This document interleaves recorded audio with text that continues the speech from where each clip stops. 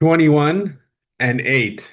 The only two numbers that matter going into the final race of this epic Formula One 2024 season. 21 being the difference between Ferrari and McLaren in the chase for a Constructors Championship, and 8 being the difference between one Charles Leclerc and Lando Norris in finishing P2 in the standings.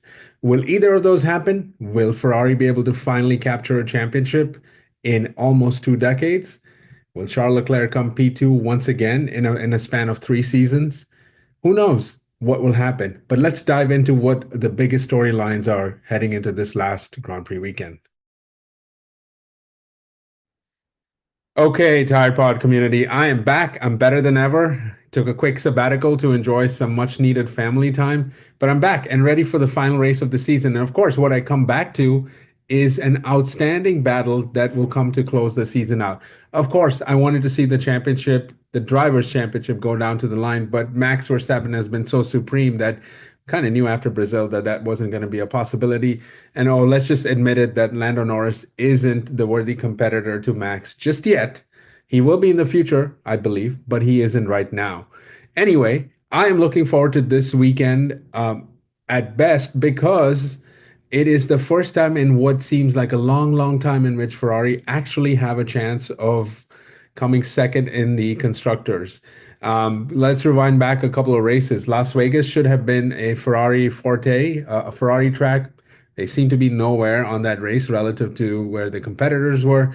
But then they caught a lucky break in Qatar last week when Lando Norris got the 10-second stop go penalty, and that effectively changed the complexion of the Constructors Championship. Now, I am not here to complain about that because it has finally, whatever the controversy is, whether you believe in the 10-second penalty being too harsh or not, it has for once worked out in the favor of my team. So I'm pretty excited to see what that looks like. What would a constructors championship mean to Ferrari? Well, actually, it would mean a lot. We haven't won the constructors since 2008, and then 2007 was when the last World Drivers' Championship was won by one Kimi Raikkonen. And since then, there has been very little to show for. Yes, Ferrari has been competitive in the Fernando Alonso years. They've been somewhat competitive in some of the Sebastian Vettel seasons, but not really. And this season in particular seems like one that would be really, really satisfying for Ferrari to win constructors, given the fact that after bringing on Freddie Vasseur last year, they really had to take 2 steps back in order to take as many steps forward. So I think that as a Ferrari fan, and we should be all very, very happy to see if Ferrari can actually close the gap out.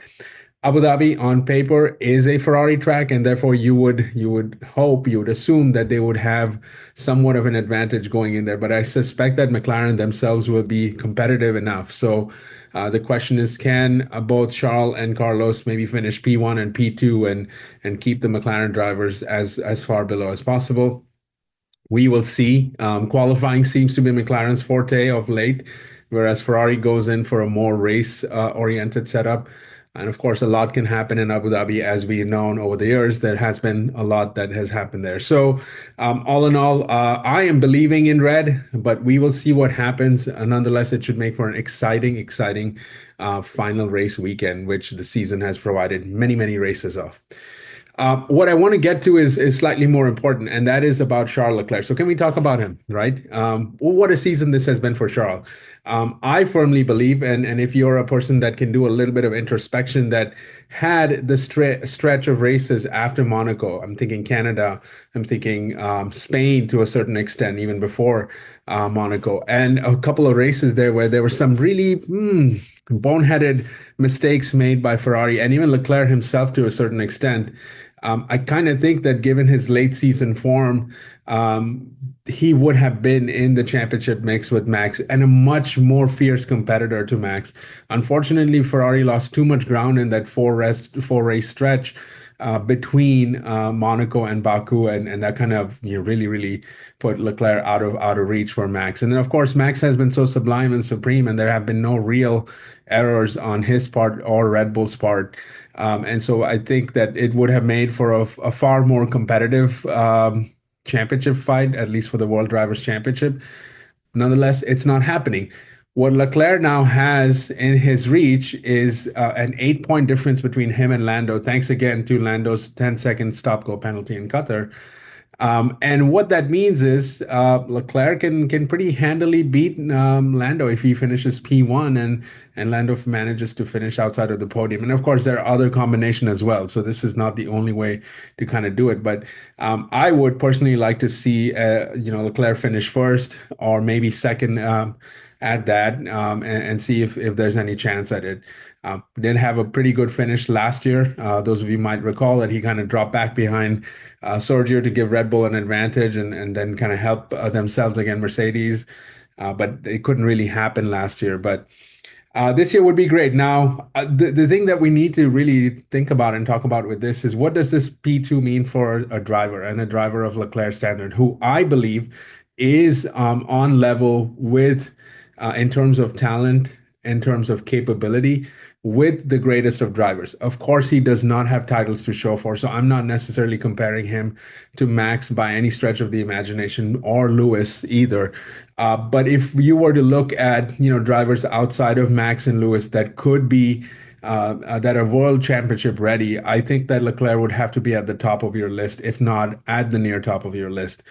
And so therefore P2 feels like a bit of a gut punch, right? I mean, it did happen for him in 2022, which was also a disappointing season, really.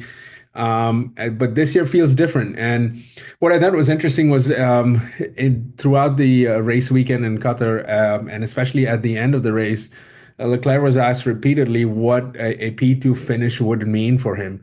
And I thought this was really interesting to kind of read into his answer, right? Because he answered something to the effect of, and I'm paraphrasing here, and saying that, it is a bit of a bittersweet thing for him in that coming P2 in a way signifies that, and these are his words, that he would be the first loser, right? And that he has not won the championship and therefore he is coming second. And so he's lost. And it does feel like a bit of a sort of a loser mentality, if that's the crude way that we want to put it.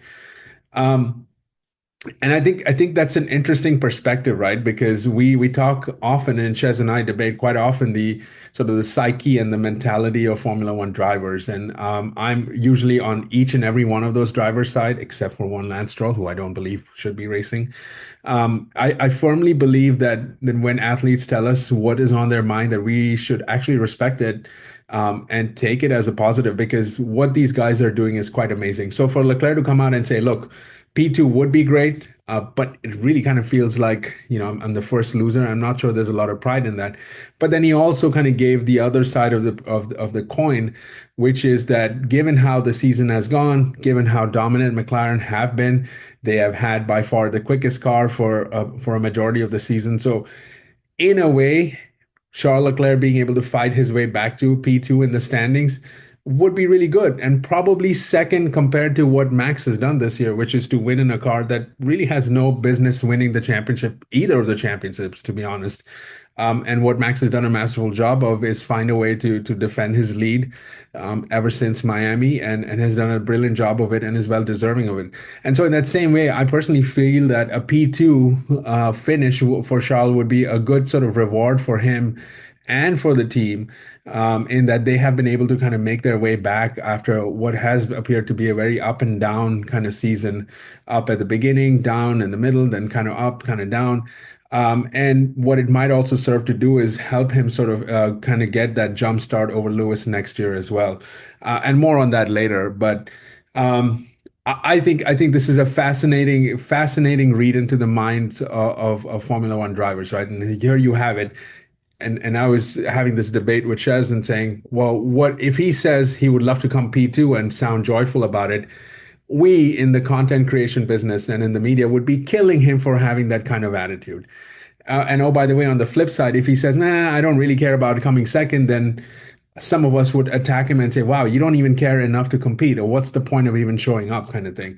And while we live in this cruel world that sort of either crucifies a driver or sort of genuflects in a way that's really unreasonable, we find it really hard to find that middle ground, that nuance. I thought Leclerc's comments were an interesting perspective into his psyche and his sort of mental makeup. And I think that this season, either way, bodes really well for him in 2025. I'm sure he's eager to win. I'm sure Ferrari are eager to get the drivers' championship and even be in the lead for the constructors' championship as well. And given the excitement that Lewis Hamilton will bring to the season, I think Leclerc would do a world of favors for himself by finishing P2 if at all the opportunity persists as well.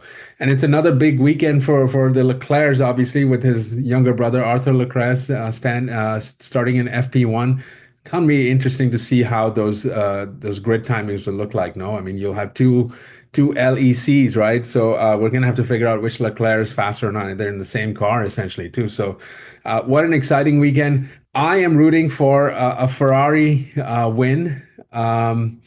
A P1, P2 with a Leclerc win. I'm sure many of you are going to call me crazy, and I hope that we can wrap up the Constructors Championship, and then Leclerc has a pretty good shot at coming second. That would be an awesome result to close out this rather hectic but exciting season. But please tell us in the comments what you think will happen. Will Ferrari win, or will McLaren be able to hang on? Will Lando be able to hang on to his lead, or will Leclerc finally pip him at the end? And do us a favor, Tired Pod community. Those of you that are watching us, we know there's 70% of you that are watching us, I think almost consistently without subscribing. Do us a favor, hit that subscribe button.